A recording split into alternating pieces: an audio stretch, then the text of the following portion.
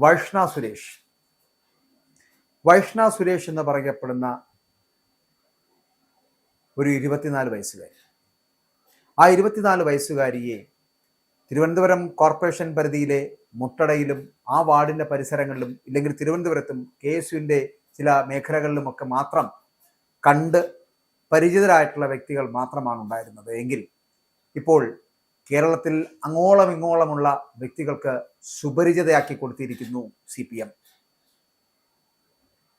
കോൺഗ്രസ്സുകാരിയായിട്ടുള്ള വൈഷ്ണ സുരേഷിന്റെ ജനകീയത ഒന്നുകൂടി കൂട്ടിയിരിക്കുന്നു CPM എന്ന് വേണമെങ്കിൽ പറയാം. തിരുവനന്തപുരം കോർപ്പറേഷനിലെ മുട്ടടയിൽ UDFിന്റെ സ്ഥാനാർത്ഥിയായിട്ട് വൈഷ്ണ സുരേഷിന്റെ വോട്ടുവെട്ടലുമായിട്ട് ബന്ധപ്പെട്ടിട്ട് വലിയ വിവാദങ്ങൾ ഉണ്ടായിട്ടുണ്ട്. ആ വിവാദങ്ങളെയൊക്കെ മറികടന്നുകൊണ്ട് വൈഷ്ണ സുരേഷ് മത്സരത്തിലേക്ക് മടങ്ങി വന്നിരിക്കുന്നു ഹൈക്കോടതിയുടെ ഇടപെടലിലൂടെ. പക്ഷേ ഇങ്ങനെ വോട്ടുവെട്ടലിന് പിന്നിൽ പ്രവർത്തിച്ചത് പഴയ നമ്മുടെ മേയറുടെ ഓഫീസ് തന്നെയാണ് എന്നതിന് കൃത്യമായിട്ടുള്ള തെളിവുകൾ ഇപ്പോൾ പുറത്തു വന്നിരിക്കുന്നു.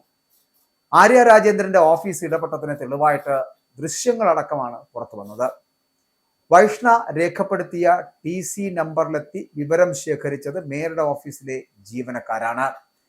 ഈ രേഖ വെച്ചാണ് വൈഷ്ണയുടെ വോട്ട് വെട്ടിയത് എന്നുള്ള വിവരമാണ് പുറത്തു വരുന്നത്. കഴിഞ്ഞ ദിവസമാണ് വോട്ടർ പട്ടികയിൽ നിന്ന് പേര് നീക്കിയ നടപടി തെരഞ്ഞെടുപ്പ് കമ്മീഷൻ റദ്ദാക്കിയത്. ഇത് സംബന്ധിച്ച് തെരഞ്ഞെടുപ്പ് കമ്മീഷൻ ഉത്തരവിറക്കുകയും ചെയ്തു. ഹൈക്കോടതിയുടെ രൂക്ഷ വിമർശനത്തിന് പിന്നാലെയാണ് കമ്മീഷന്റെ ഇത്തരത്തിലൊരു തീരുമാനം. ഹിയറിംഗ് പൂർത്തിയാക്കിയ ശേഷമാണ് കമ്മീഷന്റെ തീരുമാനമുണ്ടായത്. വൈഷ്ണയുടെ ഹർജിയിൽ ഹൈക്കോടതി നൽകിയ നിർദ്ദേശത്തിന്റെ അടിസ്ഥാനത്തിലായിരുന്നു കമ്മീഷൻ ഹിയറിംഗിന് വിളിച്ചതും തുടർന്ന് വോട്ടർ പട്ടികയിൽ ഉൾപ്പെടുത്തിയതും. മുട്ടട വാർഡിൽ വ്യാജ മേൽവിലാസം ഉപയോഗിച്ച് വൈഷ്ണയും കുടുംബാംഗങ്ങളും വോട്ട് ചേർത്തു എന്നായിരുന്നു പരാതി. മുട്ടടയിലെ സ്ഥിരതാമസക്കാരിയായ വൈഷ്ണയെ സ്ഥിരതാമസക്കാരി അല്ല എന്ന പരാതിയുടെ അടിസ്ഥാനത്തിലാണ് വോട്ടർ പട്ടികയിൽ നിന്ന് കമ്മീഷൻ ഒഴിവാക്കിയത്. ഈ വിഷയത്തിൽ മേയറുടെ ഓഫീസിനെതിരെ K മുരളീധരൻ ആരോപണം ഉന്നയിച്ചിരുന്നു. അദ്ദേഹം ഉന്നയിച്ച ആരോപണങ്ങൾ ശരിവെക്കുന്ന വിധത്തിലാണ് ഇപ്പോൾ വിവരങ്ങൾ പുറത്തു വന്നത്. ഇടത് സംഘടനാ നേതാക്കളാണ് ഇതിന് പിന്നിൽ പ്രവർത്തിച്ചത് എന്നും ഇതിനൊക്കെ നേതൃത്വം നൽകിയത് എന്ന് K മുരളീധരൻ അന്ന് ഉന്നയിച്ചിരുന്നു. കോർപ്പറേഷനിലെ തിരഞ്ഞെടുപ്പ് ചുമതലയുള്ള അഡീഷണൽ സെക്രട്ടറി, ഹിയറിംഗ് ഉദ്യോഗസ്ഥൻ, അന്വേഷണ ഉദ്യോഗസ്ഥ എന്നിവർ ഇതിനകത്ത് ഗുരുതരമായിട്ടുള്ള വീഴ്ച ഉണ്ടായി എന്ന് തിരഞ്ഞെടുപ്പ് കമ്മീഷൻ കണ്ടെത്തുകയും ചെയ്തു. എന്നാൽ ഇത് ഉദ്യോഗസ്ഥർ മാത്രം ചെയ്തതല്ല എന്നും CPM നേതാക്കളുടെ നിർദ്ദേശപ്രകാരമുള്ള ഗൂഢാലോചനയാണ് എന്നാണ് ഇപ്പോൾ കോൺഗ്രസിന്റെ ആരോപണം. മുട്ടടയിലെ CPM സ്ഥാനാർത്ഥി നിലവിലെ കൗൺസിലറും ഭരണസമിതിയുടെ വേണ്ടപ്പെട്ട ആളുമാണ് എന്നുള്ളതാണ് പ്രത്യേകത. UDF ഏറ്റവും പ്രായം കുറഞ്ഞ ആളെ രംഗത്തിറക്കിയതോടെയാണ് വളഞ്ഞ വഴിയിലൂടെ പുറത്താക്കുവാനുള്ള ഒരു ശ്രമം തുടങ്ങിയത് എന്നാണ് ആരോപണം. അഡീഷണൽ സെക്രട്ടറി സജികുമാർ മുതൽ അന്വേഷണത്തിന് പോയ ബിൽ കളക്ടർ വരെയുള്ളവർ CPMന്റെ നിർദ്ദേശപ്രകാരമാണ് പ്രവർത്തിച്ചത് എന്നും ഇതിനെതിരെ നിയമ നടപടി സ്വീകരിക്കുമെന്നും K മുരളീധരൻ അടക്കം ആരോപണം ഉന്നയിച്ചിട്ടുണ്ട്. ഇനി സംരക്ഷിച്ചു കൊള്ളാമെന്ന CPMന്റെ ഉറപ്പിന്റെ പുറത്താണ് ഉദ്യോഗസ്ഥർ തെരഞ്ഞെടുപ്പിന്റെ പ്രാഥമിക നിയമങ്ങൾ പോലും കാറ്റിൽ പറത്തിയത് എന്നാണ് പരാതിയായി പറയുന്നത്. മാത്രമല്ല, ഈ ഹൈക്കോടതി വോട്ട് നീക്കിയത് പുനഃപരിശോധിക്കാൻ പറഞ്ഞ ദിവസവും മേയറുടെ ഓഫീസിലെ ചില ഉദ്യോഗസ്ഥരുടെ നേതൃത്വത്തിൽ വൈഷ്ണയുടെ വീട്ടിൽ താമസിക്കുന്നവരെ ഭീഷണിപ്പെടുത്തി പേപ്പറുകൾ ഒപ്പിട്ടു വാങ്ങി എന്ന് പറയപ്പെടുന്നു. അപ്പോൾ ഇതിന്റെ വീഡിയോ ദൃശ്യങ്ങളാണ് പുറത്തു വന്നിരിക്കുന്നത്.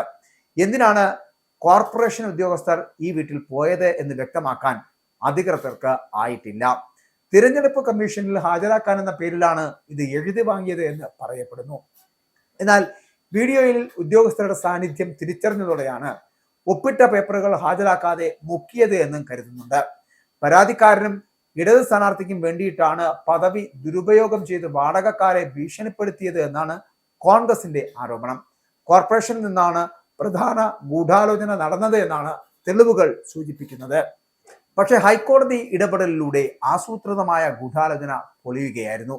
രൂക്ഷമായിട്ടുള്ള ആരോപണവുമായിട്ട് UDF രംഗത്തെത്തിയിട്ടും CPMO കോർപ്പറേഷൻ പഴയ ഭരണസമിതിയോ പ്രതികരിച്ചിട്ടില്ല എന്നുള്ളതാണ്.